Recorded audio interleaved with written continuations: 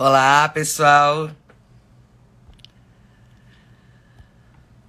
Boa noite. Olá, tudo bom, Luciane? Então, olha só. É, tem. Isso, tá aqui.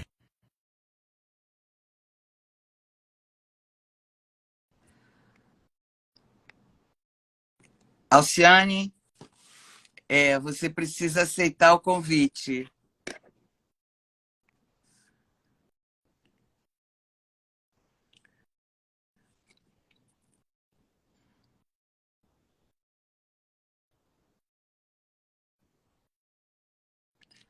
Alciane,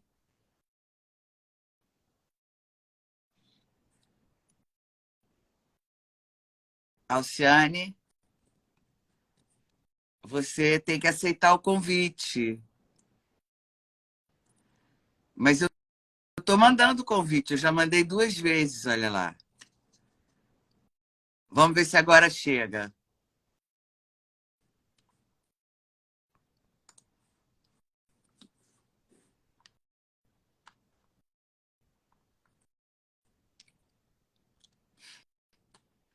Então, apareceu?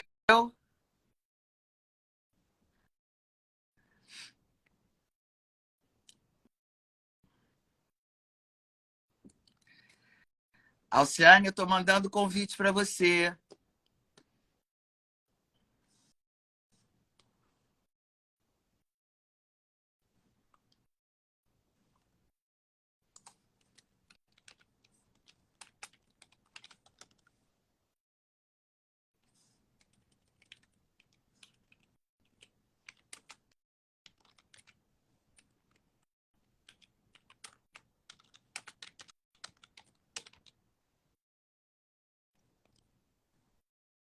Alciane, eu estou mandando convite para você. Não sei o que está vendo, porque será que não está aparecendo aí?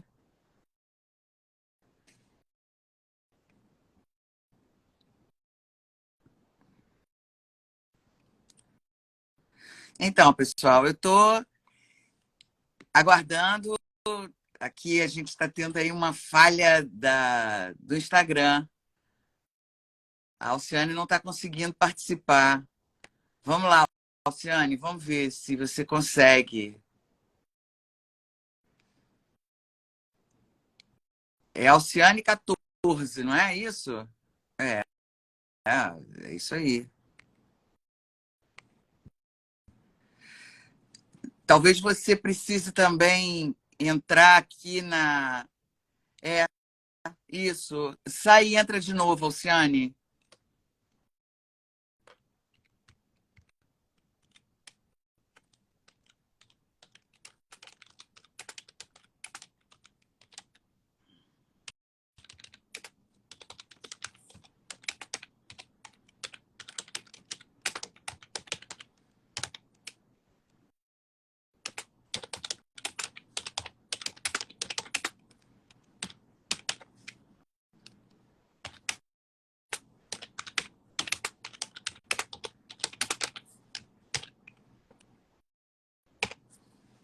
Olá, Flávia.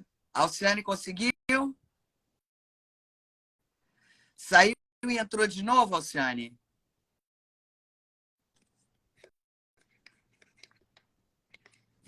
Vamos ver se você sair e entrar novamente.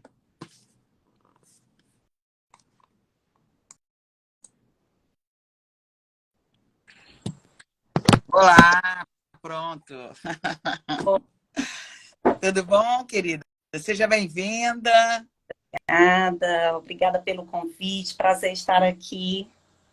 É um prazer enorme poder estar te recebendo. Nós já pudemos ter a oportunidade de trocar bastante a respeito de anorexia, né? Sim, sim, já Pois tivemos. eu acho que é um tema que todo mundo, né?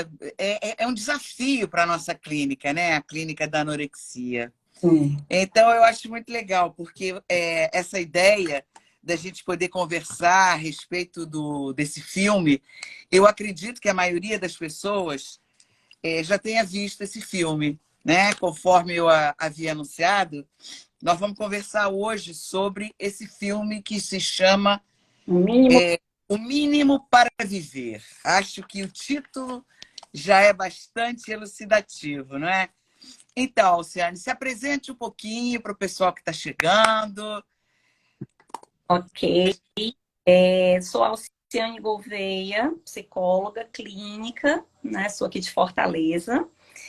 E tenho atendido, né, muito ultimamente na clínica da anorexia, dos transtornos alimentares em geral, mas me chegam muito pacientes com problema de anorexia, né? Tenho especialização pela PUC, em transtornos alimentares e obesidade, né? Tendo a DIS também como supervisora. Então, para mim é um prazer a gente que hoje tem cada vez mais aparecido e se disseminado, né? É verdade. Hoje em dia, cada vez mais, a gente encontra um número enorme de pessoas com problemas de transtornos alimentares. E, sobretudo, jovens, não é? Cada vez mais jovens. Acabei de receber aqui um pedido de uma pessoa pedindo ajuda, o filho com 16 anos, que está desenvolvendo uma anorexia grave, quer dizer, aquilo que a gente sempre acreditava que o número de casos masculinos era muito pequeno, mas infelizmente está cada vez maior. Sim. Então, Alciane, o que você achou desse filme? O que esse filme mais chamou a sua atenção, né? E antes de você responder, querida, eu não sei se as pessoas tiveram oportunidade de ler um story que eu coloquei com uma pergunta. Então, para todo mundo que está aqui, se alguém tiver alguma pergunta relativa especificamente à clínica da anorexia, pode escrever aqui que a gente vai tentar ver se a gente pode refletir um pouquinho, né? Então, retomando aí, Alciane. Ah, bom, então, né? O filme é um filme que já tem algum tempo, né? Eu já havia assistido e agora assisti novamente para nossa live. E ele traz, de fato, vários. É atualíssimo, né? Apesar de que já é um filme que tem algum tempo, mas é atualíssimo porque ele traz muitos elementos da clínica do transtorno alimentar em geral, tá? Especificamente, obviamente, da anorexia, porque é o foco dele, né? Mas a gente tem várias questões que estão presentes na clínica do transtorno alimentar de forma geral, né? E Exatamente. assim, é um filme que ele de entrada, né, disse, já traz essa clínica bem estampada que as primeiras cenas são justamente a protagonista saindo de uma clínica onde ela estava internada, né? Ou seja, traz essa ideia mesmo da recusa, né? Assim, já pronto, quando ela fazendo esse movimento de abandono disso que seria uma tábua de salvação para ela, né? Exatamente. E é interessante, não é? Uma coisa que me chamou muita atenção, esse filme é de 2017. E há uns 5 anos atrás, eu já tinha visto 2 vezes. Mas eu realmente não me lembrava muito de detalhes, né? E uma coisa que me chamou muita atenção foi como, desde o início, fica muito claro que a protagonista, né, ela tem uma consciência, né, desse peso da sociedade muito grande, né, nessa questão do corpo. Mas como a gente vai percebendo que, apesar dessa consciência, o sofrimento não é menor, muito pelo contrário, né? E que faz ela ficar, né, rodando em torno de tantas internações, de tantos pedidos de ajuda, mas sem querer ser ajudada ao mesmo tempo, né? Uhum. Enfim. É, existe É o saber, né? É não querer saber do que sabe, né? Isso que a gente vê na clínica psicanalítica, né? É um saber Exato. que não se sabe. Então, existe essa fuga dessa realidade. Obviamente, o sintoma ali está a serviço de algo que o sujeito não tem acesso, né? Porque, como diria Freud, nós somos sujeitos divididos. Então, ao mesmo tempo que ela sabe que precisa de ajuda, né? Que ela está ali por um fio, mas existe a recusa, né? A recusa que é marca da anorexia, né? Exato. Porque a anorexia, a gente costuma dizer que é a doença da recusa. É a recusa do afeto, é a recusa da mãe, é a recusa do outro. Então, realmente, se o alimento é uma forma de afeto, está aí explicado, né? Esse encadeamento tão sério em relação ao outro, né? E essa recusa fica muito clara nesse filme, né? É interessante, das outras duas vezes que eu vi o filme, não me chamou muita atenção, mas hoje, quando eu estava revendo para a gente poder conversar, eu fiquei impressionada. Até meleca, de alguma forma, vira assunto para pensar se tem caloria, se não tem, porque elas comem as melecas. Olha só que coisa! É um nível de detalhamento e é um nível de obsessividade tão característica, né, das anoréxicas. É uma coisa assim muito do detalhe, né? E esse filme ele invade a gente com essas informações.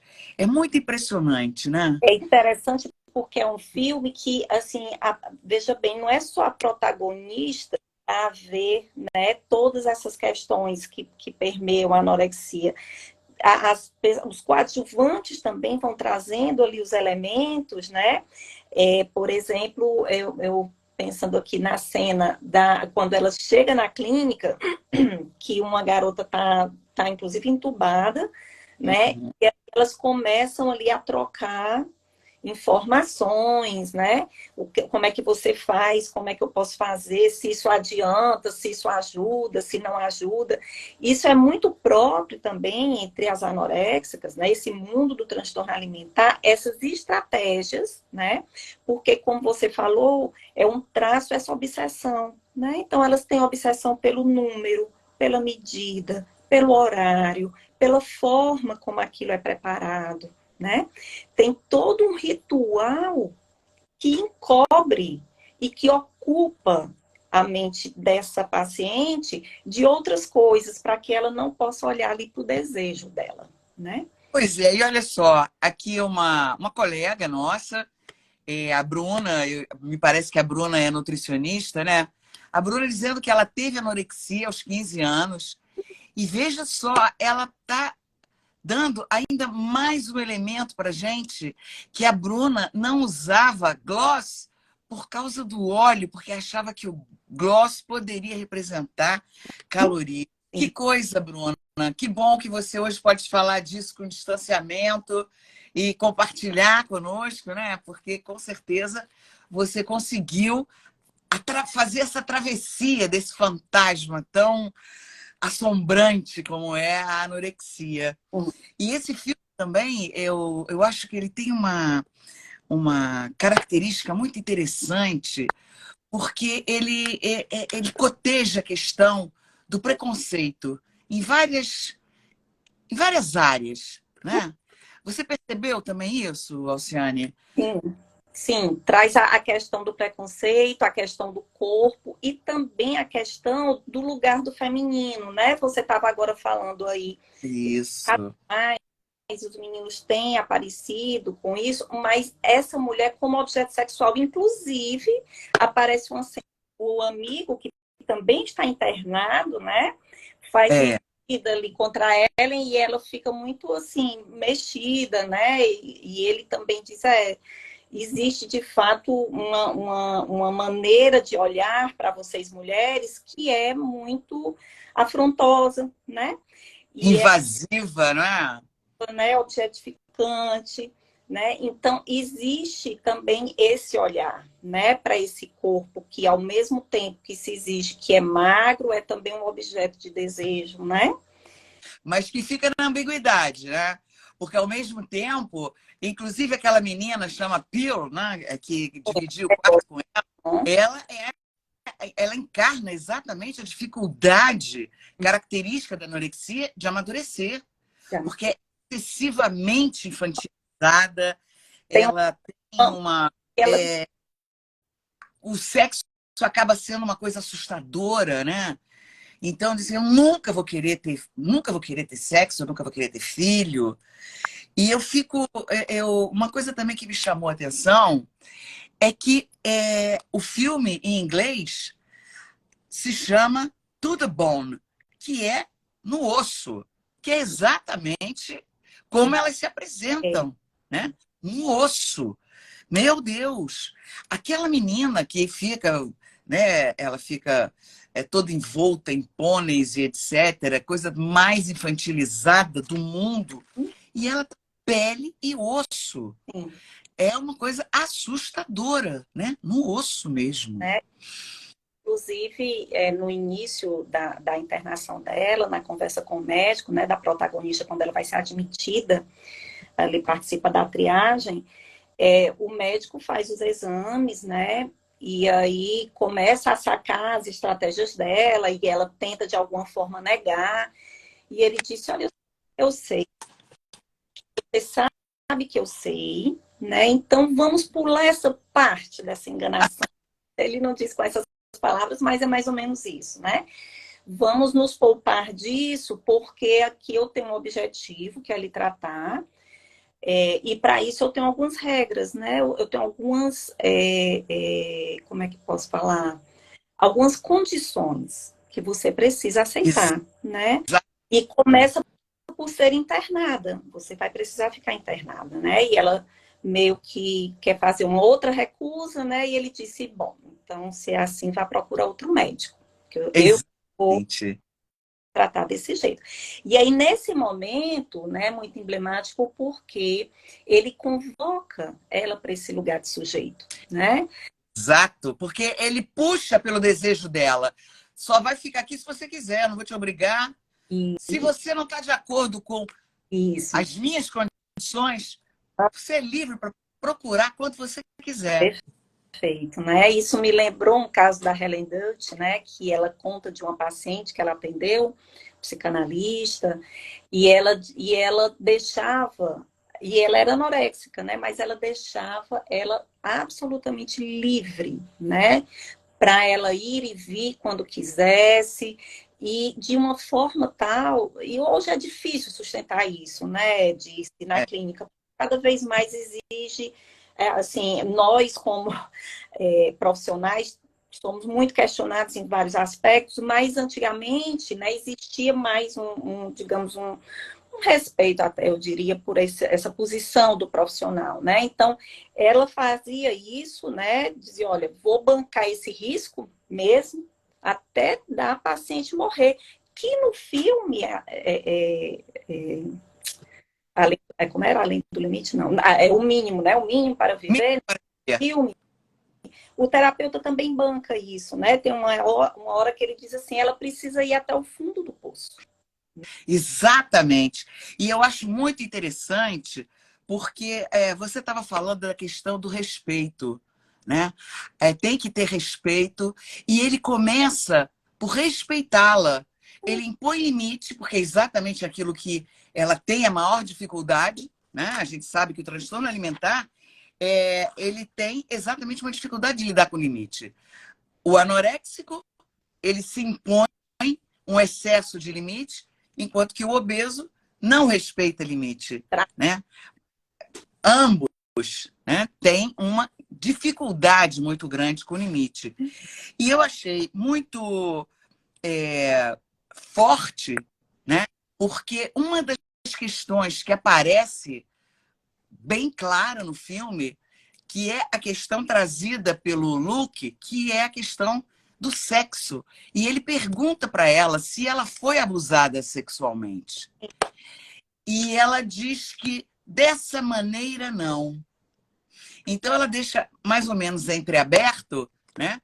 Porque ela provavelmente ela teve algum tipo de relação abusiva, mas que ela nunca, né, classificou como um abuso sexual. Mas como a gente sabe que existe uma incidência muito grande de transtorno alimentar naqueles que foram abusados sexualmente. Por quê? Porque quem sofre abuso sexual sente na pele a falta de limite. E isso desliza para as outras áreas, como é o caso da sexualidade. Então, não tem limite. Não tem limite na sexualidade, então vai ter muita dificuldade de lidar com o limite no resto da vida, podendo vir a desenvolver, como é o caso, ou uma anorexia ou uma bulimia. E você falando dessa questão sexual, né? Nós estamos falando de adolescente, porque assim, a clínica da anorexia, ela é preponderante, né, nessa fase da vida da adolescência, em que muitas coisas estão acontecendo, né? E óbvio, nós estamos sintomatizando o tempo inteiro. A gente sintomatiza de várias formas, né? Sintomas mais graves, sintomas menos graves, né? A anorexia é um sintoma grave, né? E porque eu acho que aqui, muito provavelmente, nós temos leigos nos ouvindo, a gente precisa lembrar que a anorexia é a doença psiquiátrica que mais mata. Ela tem um índice de mortalidade altíssimo, 20%. Então, a gente não pode brincar com anorexia, né? Ela diferentemente assim da bulimia, né? Ela é assim, ela é mais grave, mas a incidência dela tende a ser mais pontual, né? Às vezes acontece de ter uma vez ali, uma vez que consiga sair, a reincidência é baixa. O que não acontece na bulimia, na compulsão, né? Que isso é uma coisa que vai se desdobrando, tende, né, a acontecer isso. Mas, falando, então, voltando à questão sexual, né, a adolescência é esse período que a sexualidade está em ebulição, né? Então, muitas coisas estão acontecendo, muitas mudanças estão acontecendo na vida daquele sujeito que ele tem que lhe dar conta, e uma delas é a sexualidade, né? Então, no filme... Sabe o que fazer com aquilo, né? Não sabe, né? E aí, no filme aparece isso, né, do prazer, né? E tem até uma coisa meio assim pornográfica na comida, como ela come, ela mastiga no restaurante e mostra a comida mastigada. Não é? Come, cospe, né? Quando ele vai oferecer o chocolate, ele também faz ali um jogo sexual, né? De sedução. E ela diz que você para com isso, ela se incomoda, né? Porque toca em outros pontos, não é só a comida, né? Aquilo todo de botar na boca, de morder, de geme, né? Sentindo o prazer da comida. Então, tem uma coisa ali também que tem a ver com esse universo sexual, né? Que está presente. E aparece, é nítido, né? A relação que a gente pode estabelecer entre a questão da alimentação e a questão da sexualidade, né? E isso daí a gente sabe que é uma questão muito delicada, porque ela começa a se colocar, sobretudo, como você falou agora há pouco, na adolescência. E eu fiquei muito encantada com uma outra... a questão da transferência no filme é muito legal, e eu achei bárbaro quando ele leva aquele bando de adolescente para ter uma experiência de arte, e como aquilo invade a todos, e como ele consegue mostrar como a vida é arte, né? E é o papel da arte para poder ajudá-los a tirar, ao mesmo tempo que ela também é uma artista, e também é um bailarino. Então é muito rico, é um filme que eu realmente fiquei encantada com o filme.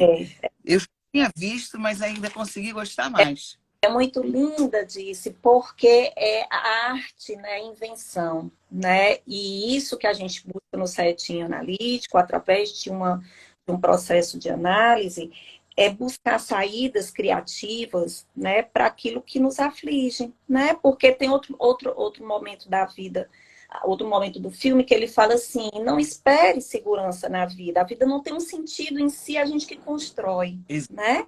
Exatamente. É isso, a arte ela dá esses novos sentidos e quem olha é quem dá esse sentido.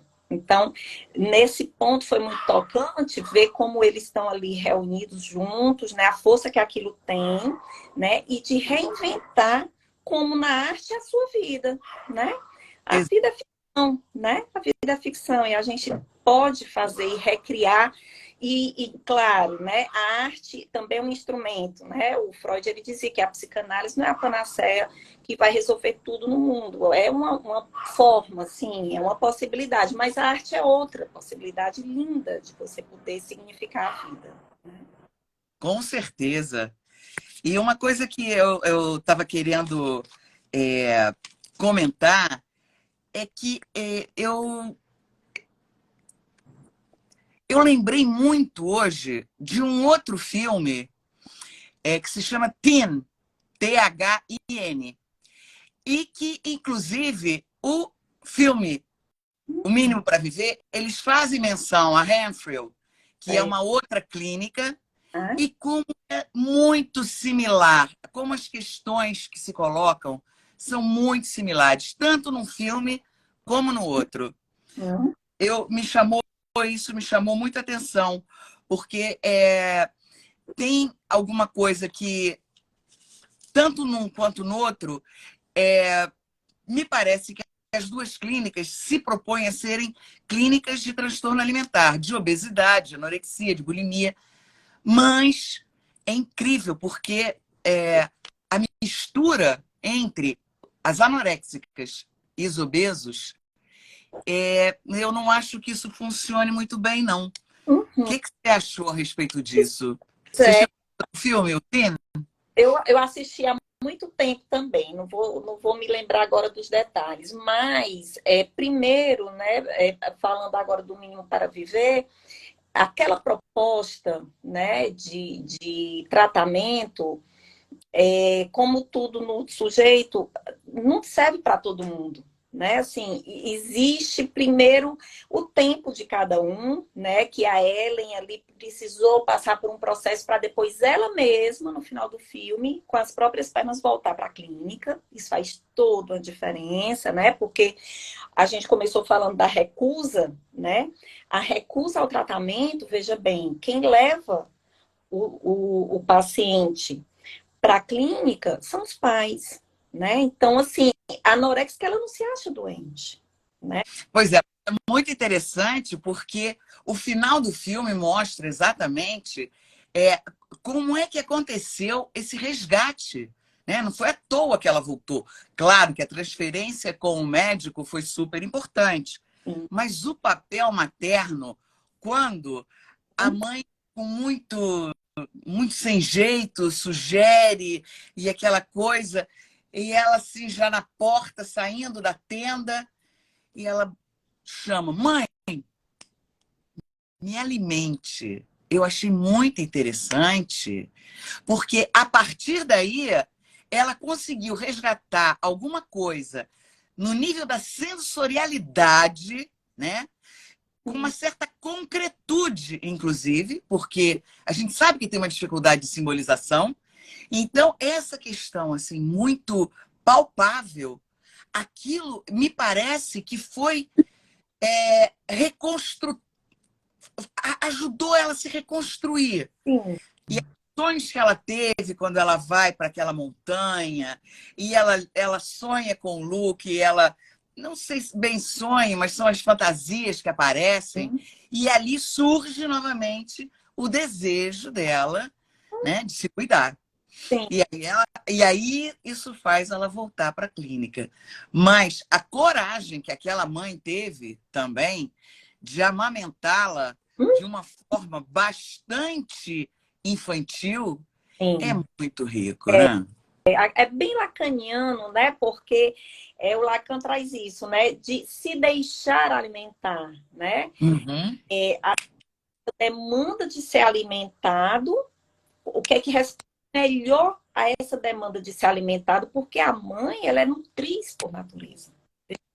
Ela gera leite, né? Ela produz leite, ou então ela dá mamadeira, né? Essa função materna, ela é permeada por essa condição de nutriz, né? Então, a recusa, quando a anorexica faz uma recusa ao alimento, ao oferecimento da mãe, né?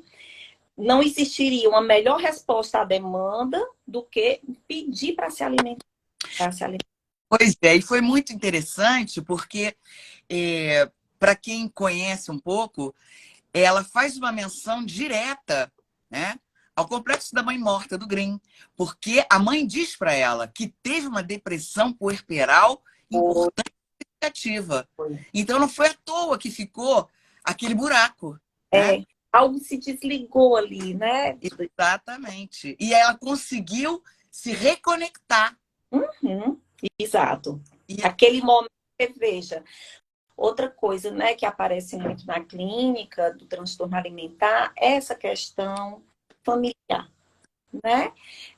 Não existe, como o próprio terapeuta pontua no filme, né, culpa, não existe ali uma culpa, mas a gente sabe que o transtorno alimentar, ele nasce ali naquele sistema familiar e é mantido também ali, naquela dinâmica que acontece, né? Aí veja, no caso da Ellen, o pai brilha por sua ausência, certo? Não está ali, total, né? não está ali para colocar esse limite, para ser essa contenção, não aparece, né? A mãe que também não conseguiu lidar, porque de fato é um fardo muito grande, né?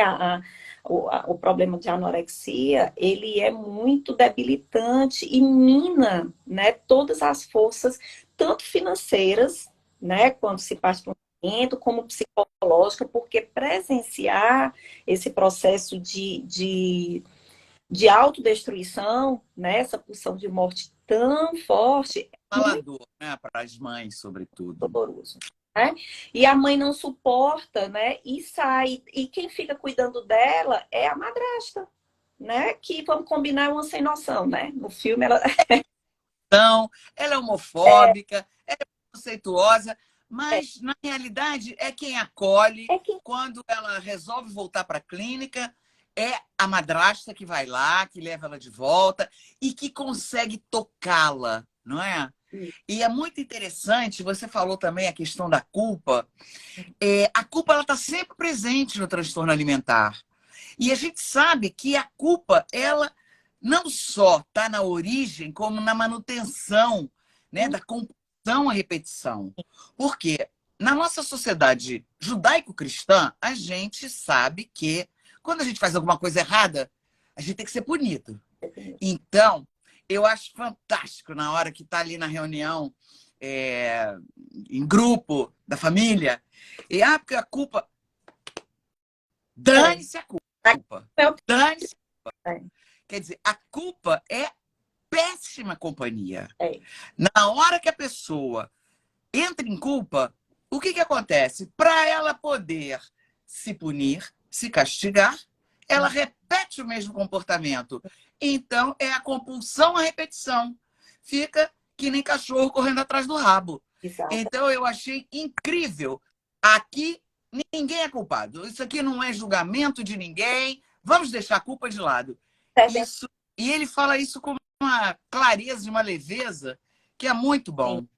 Foi uma intervenção muito importante naquele momento, né? Veja, a Ellen, vários momentos do filme, ela pede desculpas, né? Ela pede desculpa à irmã, ela pede desculpa à mãe, ela vai pedir aos amigos, ao Luke. Então, assim, existe nela, né? Porque o filme começa com a história de que a madrasta fala, né? Aquela menina morreu por causa dela, né? Então, a gente já fica, que é outro tema que é muito, muito, muito emblemático na questão dos transtornos alimentares, que são as mídias, né?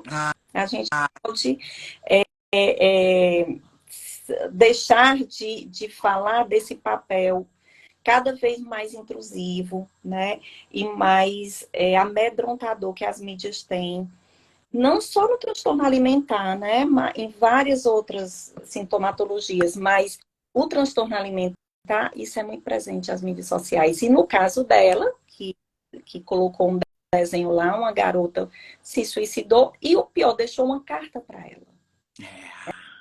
Então, assim, ela passa o filme inteiro ali com essa culpa, né, aqui no cangote dela, as pessoas falam, na terapia familiar foi mencionada essa, né? Então, é muito doloroso ter que lidar com isso, né?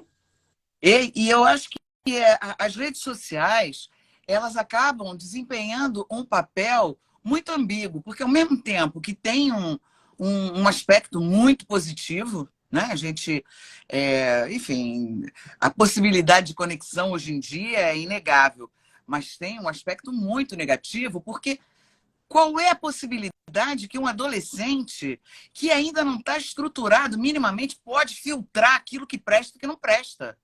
Então, as redes sociais não têm nenhum tipo de censura, né? Então, é uma situação muito delicada, porque a anorexia, ela praticamente, hoje em dia, ela se alimenta das redes sociais.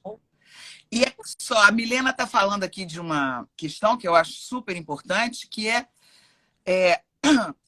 como é que lida quando os pais não levam a sério o transtorno alimentar. Então, Milena, eu vou aproveitar, inclusive, para falar para vocês que na semana que vem eu vou conversar com a Carla Pena. Carla é uma colega psicanalista do Círculo Psicanalítico do Rio de Janeiro e a Carla é especialista em grupos.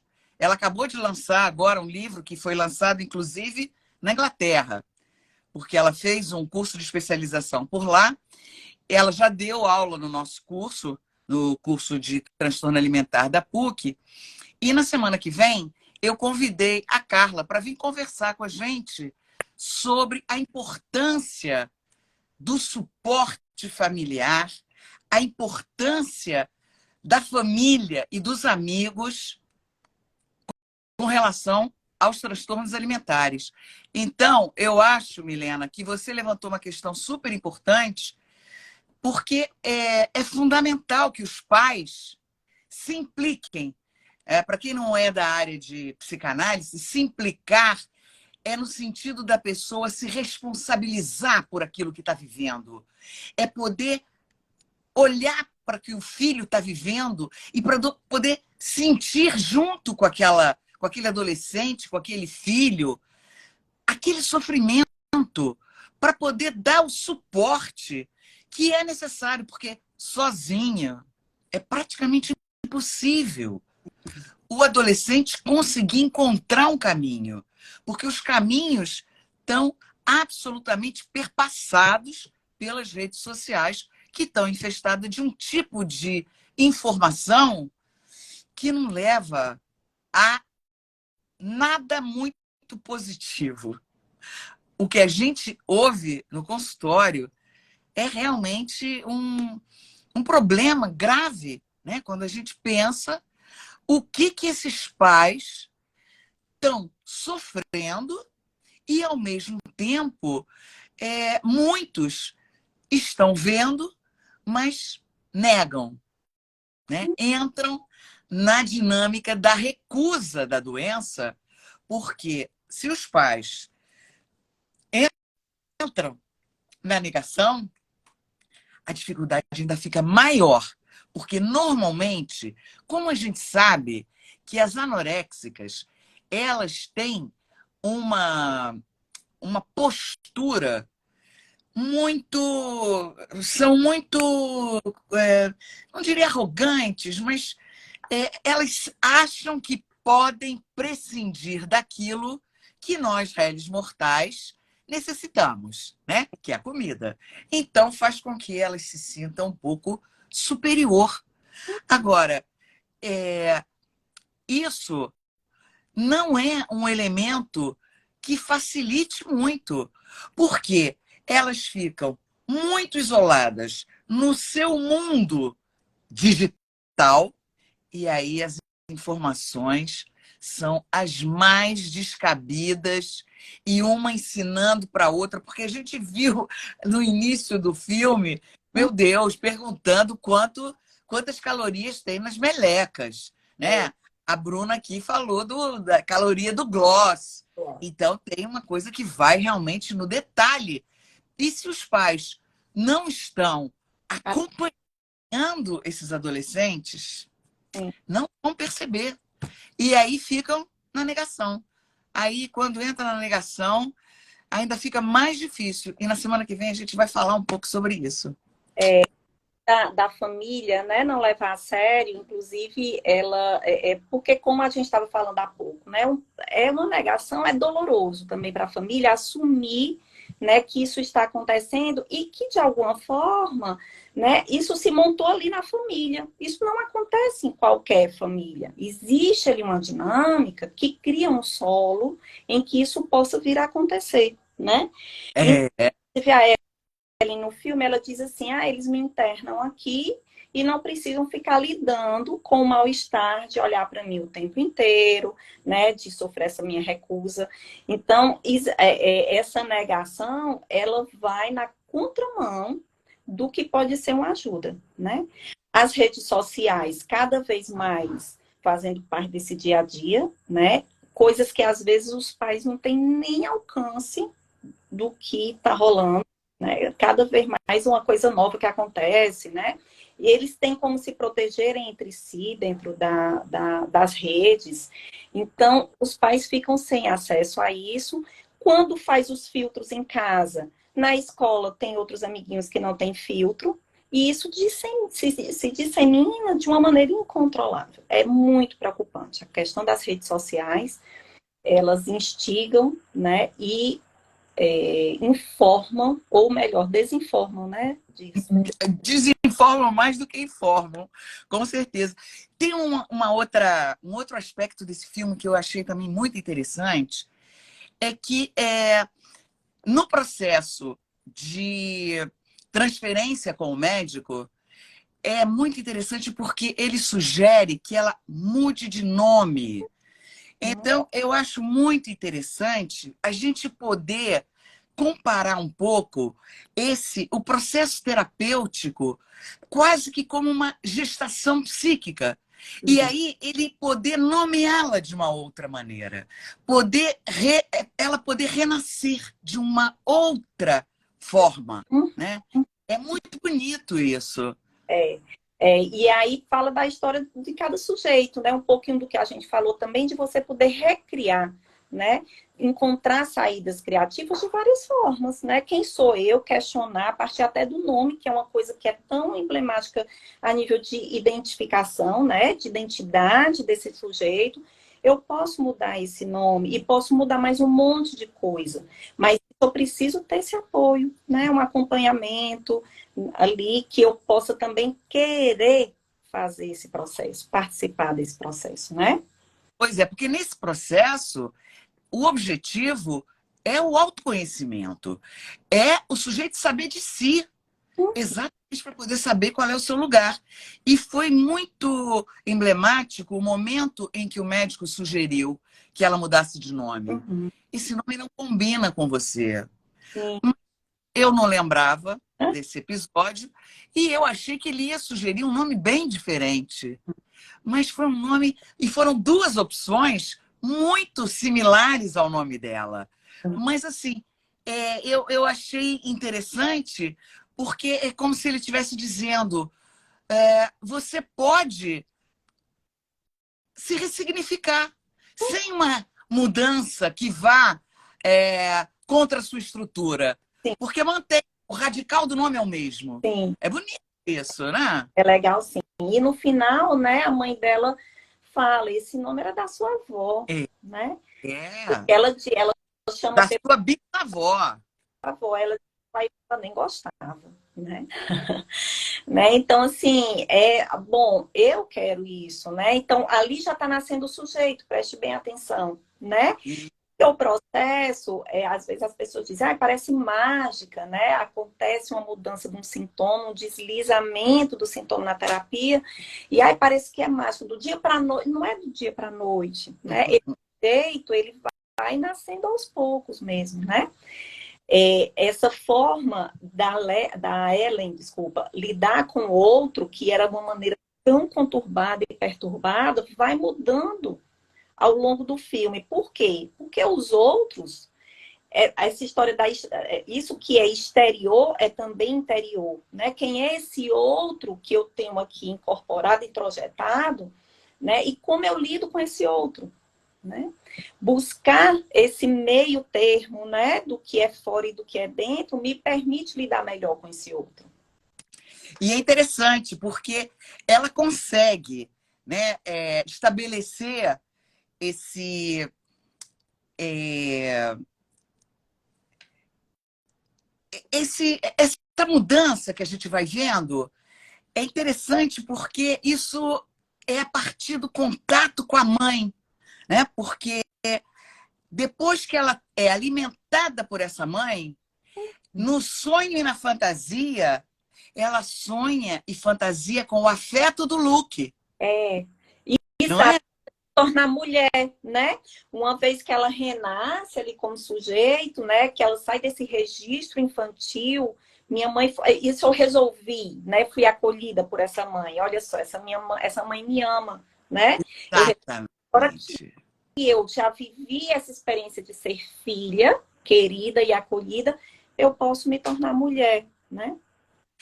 E aí ela parece que ela desabrocha até o rosto dela, né? A Ela realmente ela parte na direção da clínica, né? Maquinha, Aí na porta da clínica, quando ela abraça a madrasta, aquilo ali mostra ela se reconciliando um pouco com esse passado. É muito bonito. O final, eu acho que foi aqui, Rô Alencastro, eu acho que comentou aqui, que como o final do filme é muito bonito. Porque é uma poesia, né? é muito lindo, muito bonito mesmo, porque é justamente, primeiro que tem a questão da luz, né, como se algo clareasse ali para ela, caiu a fita, o véu, né, e ela ali se responsabiliza, ela vai com as próprias pernas, sujeito, né, autora da sua história, né, ela se apropria da história dela de uma maneira autoral, né, então essa transformação que foi possível, assim, eu dou muita importância a esse setting terapêutico, né? Que ele não é só físico, mas também simbólico, né? Disse assim, de você poder deixar o outro ser, né? Eu acho que o médico faz muito isso com eles, né? Deixar ser, você vai ser, e eu vou olhar para ti na tua condição, não na que eu quero que você seja, né? No momento lá do grupo, da terapia, a mãe ou a madrasta, não sei, diz, porque o pai dela quer que ela seja uma pessoa assim, assim, e ela não, ela é artista, ela não vai ser isso. Todo mundo falando dela, e ela fica um momento assim, né, siderada, alheia àquilo tudo, as vozes ficando distantes, né? Porque ela mesma não fala dela, né? É. Ela não, né? Mas aí no decorrer do filme, ela vai se apropriando disso sem precisar confrontar o outro. Quando você diz, ela faz as pazes, ela abraça a madrasta como ali uma simbologia daquilo que é fazer as pazes com o outro. Porque a anoréxica, ela está sempre nessa posição de confronto, É. né? Ela Sempre para briga. o tempo inteiro esse outro que invade, que diz quem ela é, que determina quem ela pode ou não ser, né? No momento que ela para de lutar contra isso, é porque ela já encontrou esse lugar dela própria, né? E essa mudança, né? Você comentou que parece que é do dia para a noite. Parece que é do dia para a noite para os pais, né? Que não tem muita possibilidade, às vezes, de conviver, Ou então um pai super ausente, como é o caso do filme, ou uma mãe também que abandona porque ficou muito aflita, mas, enfim. Pais que não conseguem olhar para os seus filhos, eles acham que, de repente, do dia para a noite, ai, melhorou, tá vendo? Mas isso é uma mudança que é uma gestação que o sujeito pode experimentar num processo terapêutico que vai possibilitá-lo, né, de nascer psiquicamente com um pouco mais de qualidade, depois de um mergulho mais fundo. Porque o médico, ele diz, eu acho que foi para a mãe, quando ele telefonou, a mãe reporta, dizendo que ele falou que ela precisava, sim, ela precisava chegar no fundo do poço, porque ele também diz para ela, você vai encontrar muitas frustrações, e aquele aborto da Meghan é muito significativo, né? Porque mexeu com todos naquela casa. E ele diz, essas coisas acontecem. E vocês vão aprender a conviver com isso. Mesmo ali dentro, não tem uma proteção, né, contra as frustrações. Não há garantias, Não. né? Não há direitos fundados na falta, né? Disse. Exato. A falta, ela está para todos, né? Agora, poder aceitar isso, lidar e criar soluções, né, que possam dar conta disso, é que está o grande lance, né? Essa ideia de uma felicidade permanente, essa leveza, né, que as redes sociais querem discutir na cabeça de todo mundo, ela está fadada a um fracasso, porque a falta ela é estruturante, ela está aí para todos e nós vamos ter que lidar com isso, né? As coisas elas não têm um sentido em si. Isso e eu acho que vale para tudo quando você falou assim, as redes sociais têm um lado bom e um lado nefasto, né? Vai depender do uso que a gente faz dela, assim como a comida. Claro. Né? O que é o transtorno alimentar? É uma maneira disfuncional, uma relação disfuncional que eu tenho com a comida, porque a comida é importantíssima para a gente viver, né? Mas ela também pode nos matar. Porque onde tem excesso tem problema, não é? Exato. Então, depender do uso que eu faço, seja da comida, das redes sociais, do próprio trabalho, que é tão validado. Ai, fulano é muito trabalhador, né? E quando a gente vê uma compulsão que está ali velada, né? Exatamente. E é muito interessante a gente lembrar que os anoréxicos, eles estão muito, muito, muito, muito, muito referidos nas redes sociais, porque pela própria característica da doença, ficam muito isolados e não querem interagir com pessoas. Toda interação se dá através da internet. É tudo pelas redes sociais. Exato. Então, a responsabilidade, entre aspas, né, que não é responsabilidade, aí no caso é culpa mesmo, a culpa que as redes sociais têm na dissimulação desse absurdo que é as informações completamente inadequadas e, enfim, sem nenhuma base nutricional, científica, médica, nada. É simplesmente em função do achismo. E isso tem uma repercussão muito grande. Por quê? Porque, como a gente estava falando, é uma doença que tem um alto índice de mortalidade. Então, a gente precisa lembrar que é muito, muito importante, quando a gente trabalha com transtorno alimentar, a gente contar com uma equipe multidisciplinar. Porque a gente precisa da opinião do médico, a gente precisa da opinião do nutricionista, porque quem poderá avaliar se aquele paciente está precisando de uma internação ou não é o médico. Não é a mãe que está achando que não, mas aqui em casa eu vou fazer a comidinha que ela quer.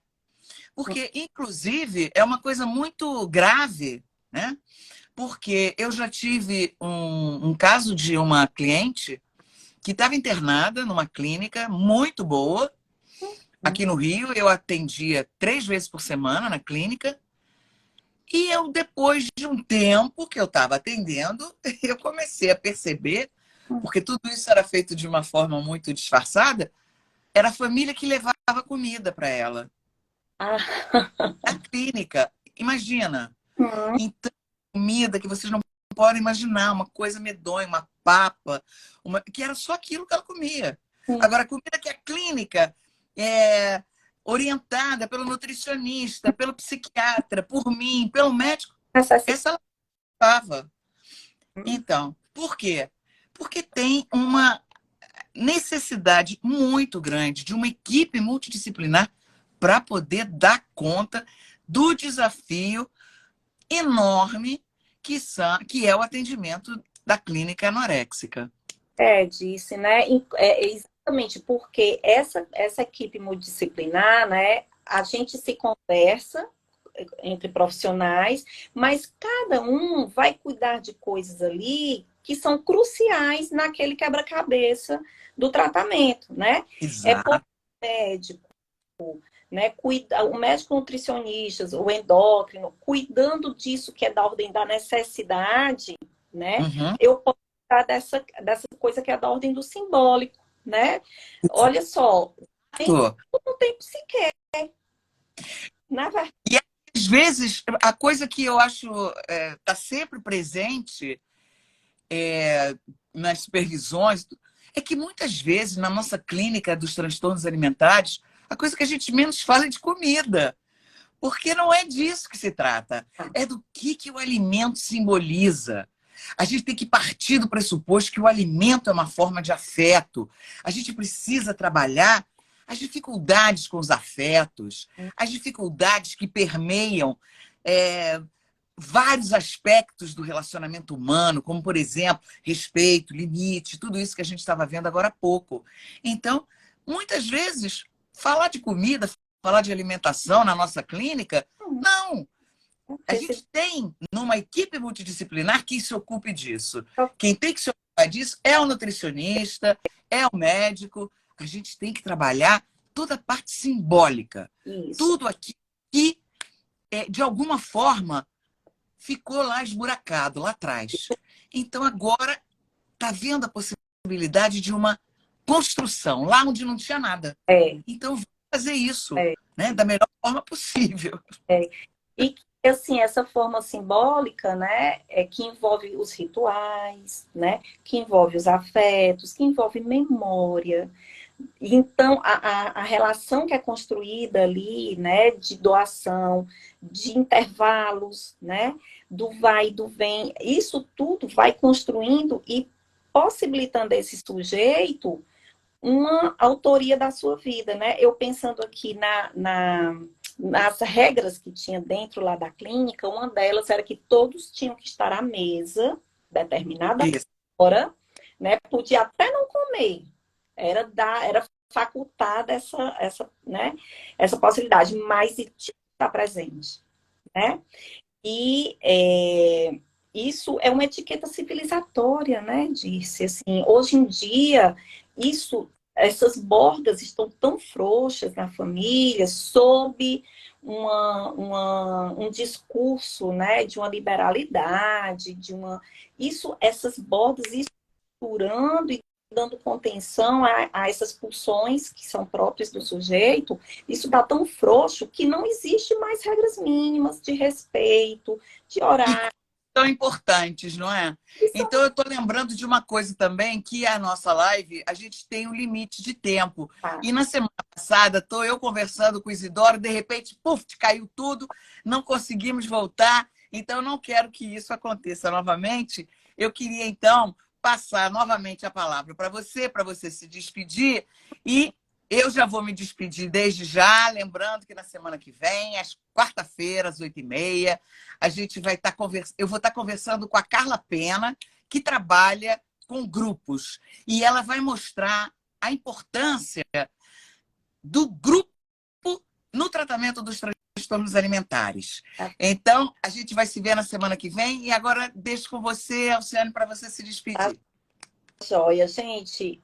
Obrigado por quem esteve aqui com a gente até nesse momento, que interagiu, perguntas, com os comentários. Agradecer mais uma vez a Dirce o convite. Fiquei muito feliz de estar aqui, né? Prazer.